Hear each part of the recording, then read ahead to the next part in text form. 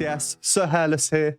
Our last Dimash video was Red Moon Rules. I thought that was absolutely fantastic. I found it so gripping. So if you haven't seen that and my reaction and analysis to it, you can find it in the card up here. The reason is because that was a duet between Dimash and Huang Xiaoyun. So what better time to do their other duet, which we're going to be doing today. I Came to Honor Mortal Life. I received a lot of comments recommending this one, especially after I did Red Moon Rules, and quite a few of those comments say that this one is a contrast to the other one. So logically, this one should be a bit calmer or a bit more relaxing, I suppose. This performance was part of a gala performance celebrating the Mid-Autumn Festival, which is a significant holiday in China. Just like with Red Moon Rules, it was quite tricky to find the origins of this song, and I was looking for the lyrics as well. I could only find a Chinese to French translation, so I plugged the French into Google Translate, and here is the product in English. If you want to have a pause and read, the lyrics are in this video as they sing. So without further ado, let's get straight into it.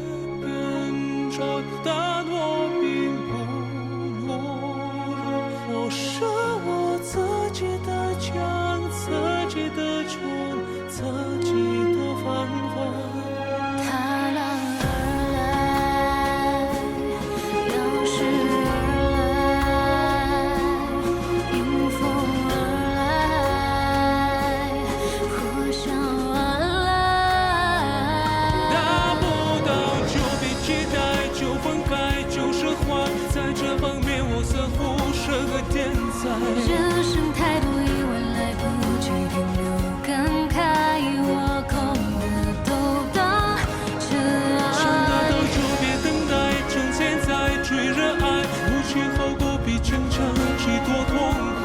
难免会有失败，没什么大惊小怪，手中紧握的是未来。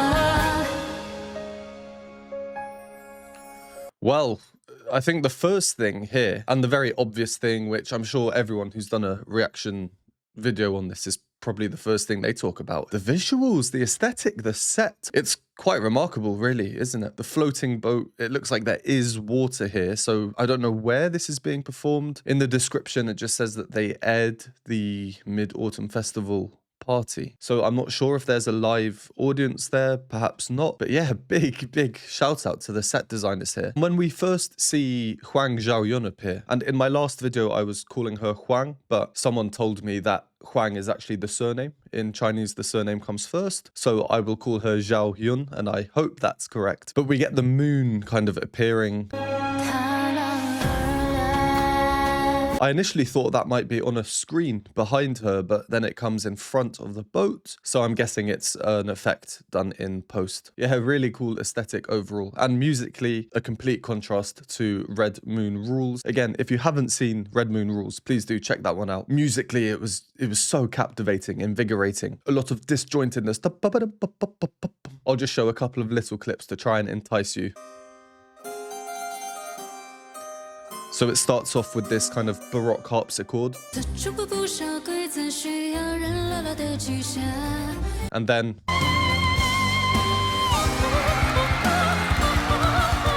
So if that tickles your fancy, below at the bottom of the description. So as we can see, this is much calmer, as to be expected if it was a contrast to the previous one. Quite melismatic, the instrumentation as well. So let's go back over what we've heard. I'll just point out a few things that I found interesting. If you don't want to hear my analysis, go to the timestamp. Right from the off, we get a glimpse as to what we might expect.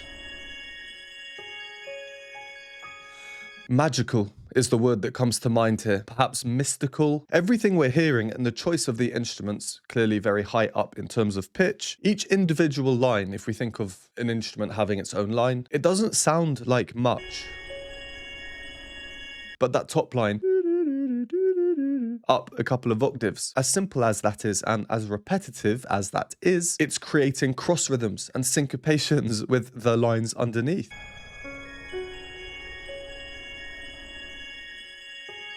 Well, with the one piano line, actually. That is where the magic immediately comes in. The choice of instruments play a massive part, being super high up in pitch as well, but it's these rhythmic differences between the two parts that are immediately providing a bit of uncertainty, at least from a rhythmic perspective. And to me, when coupled with the imagery as well, outer space, Dimash in a white tuxedo, it's all quite magical. As for his melody,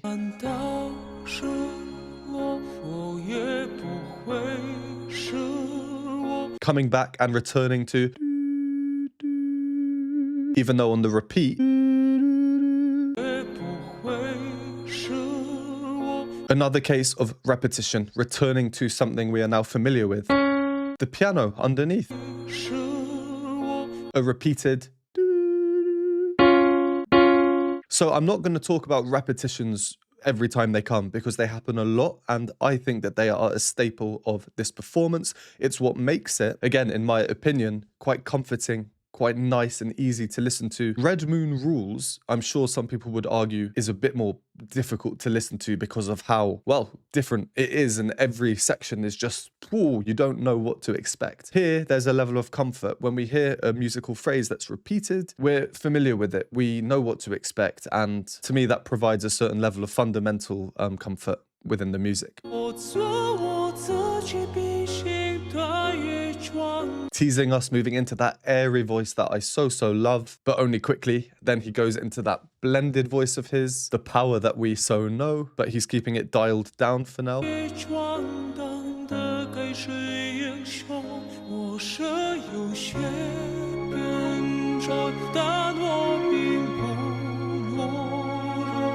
Some more instrumentation, the strings, the violin sustaining one note at the top.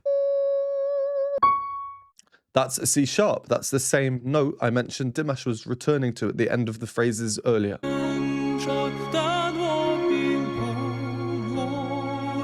And the lower strings underneath, they always make a performance a bit more emotional, especially when played in such a legato, smooth way. Then Xiaoyun comes in. As I said before, the visuals are amazing. We get a beat coming in the music, the sound opening up. With that futuristic type sound, I'm sure you know what I mean.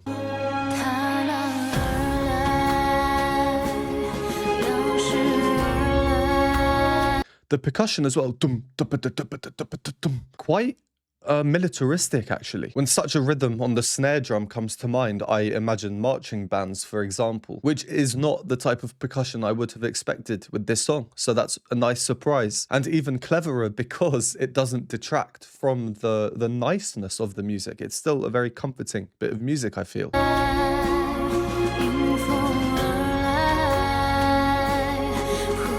There's not much going on with the melody. Again, a lot of repeated notes, repetition really is a big trope here. I came riding the wind. It's all very smooth, but then Xiaoyun breaks away from the repeated notes. The lyrics at the same time, probably just coincidence. I came at the breaking dawn. Actually, that's probably not coincidence. And then we get the repetition in the melody. It's the instrumentation underneath that's different, but when Xiaoyun comes in, big range from her, especially what we heard in Red Moon Rules, where she goes super high. I definitely was not expecting that. And the lyrics at that time as well, too many surprises in life. Cannot be coincidence, right? Lovely break in her voice. Really exaggerated break from the chest into the head voice before we move into a kind of changed section.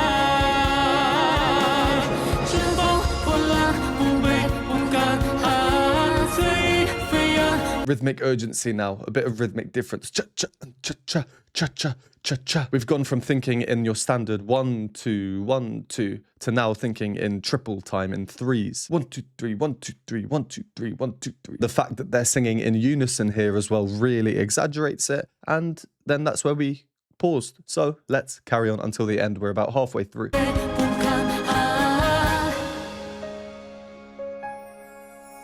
Really nice set. Really nice set.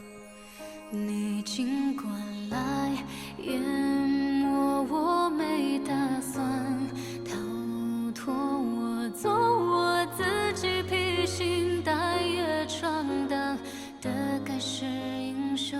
日夜交集着梦，却不明生子。我是我自己的家，自己的家，自己的繁华。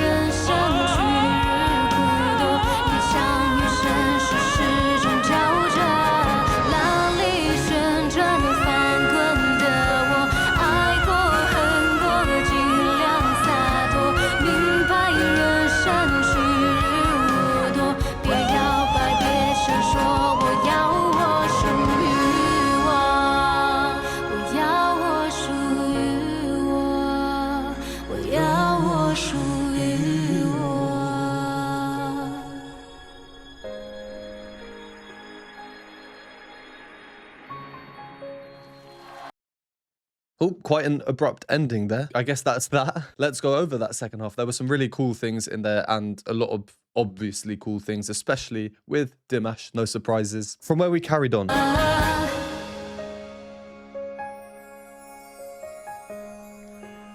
What a magical setting. This flying boat where the oars are leaves, water, space, Dimash, of course. But what we're hearing as well, very similar to the introduction, high piano, just the right hand.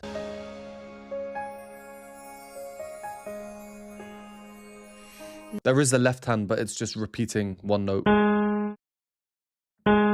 Very infrequently. The instrument above, the tingly bell sounds to me, sounds like a mark tree. Xiaoyun's melody here, overall the music, it's kind of like a reset. Her melody could be repeated exactly, but it's not. The harmonic progression is a very standard 4-chord progression.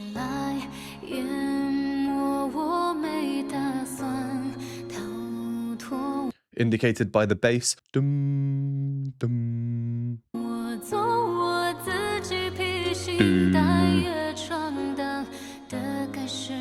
Do, dum, dum, dum, dum. The most standard 4-chord progression you can have, really. But this is definitely done on purpose. It's to reset things, to calm everything down, leading into what comes next, which is quite remarkable. Again, I love the imagery of these two facing each other here, especially considering the lyrics that they're singing. And then Dimash takes over.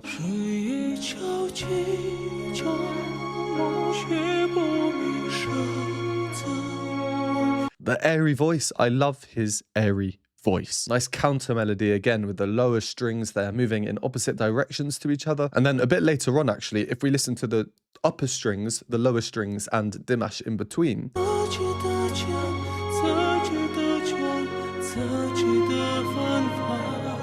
they're all moving down, but slightly differently to each other. And it just adds to the slightly weird, slightly fairy-like feel of everything. They're unified by the downward motion, but they are different.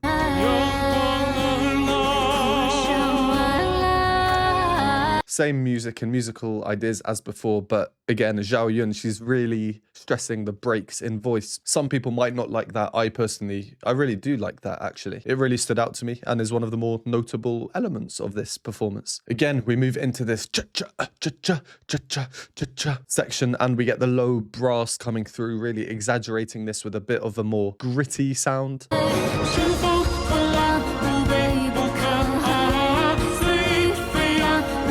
Also contributing to the harmonic role, being down there at the bass levels, and above it all the strings just sustaining the same note. And then really the last notable thing is just Dimash's crazy run, moving higher and higher and higher.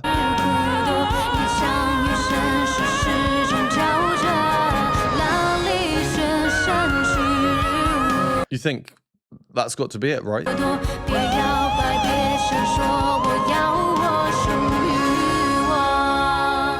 Up to that top C sharp, which is a tiny bit higher than your typical soprano might be expected to sing. And I thought at this point Dimash was done, and it was even more surprising and contrasting when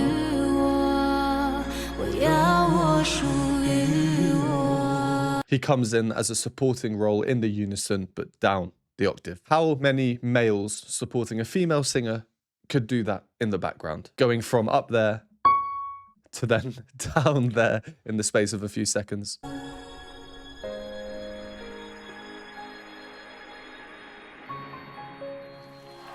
And that is that. Yeah, I think that was a nice one. Definitely a big contrast to Red Moon Rules. I think I do prefer Red Moon Rules, but that's just personal preference. They're just so different, so you can't really compare them. Different purposes, different aesthetic, different soundscapes created, different emotions incited. I think there was a clear purpose with this one, quite emotional, very calming, relaxing, and I don't think anyone can argue with the fact that that is what we got here. Dimash, amazing, as always. Huang Xiaoyun, also amazing. I really like her voice. There was a bit less from her in this one in terms of showing off or craziness, but she had a role, she had a purpose, just as Dimash did, and I think they both executed it perfectly. Well, this is one of my last reaction videos of 2024, my last Dimash video of 2024. I hope you've all had a wonderful year, and you have an even better 2025 to come. If you enjoyed this video, would appreciate a like and subscribe. If you'd like to support me, you can donate me a hot chocolate or two at the Buy Me a Coffee link below, or if you'd like to join the community, get access to exclusive content, you can do so by joining the Patreon linked on the screen now, and I will see you next time.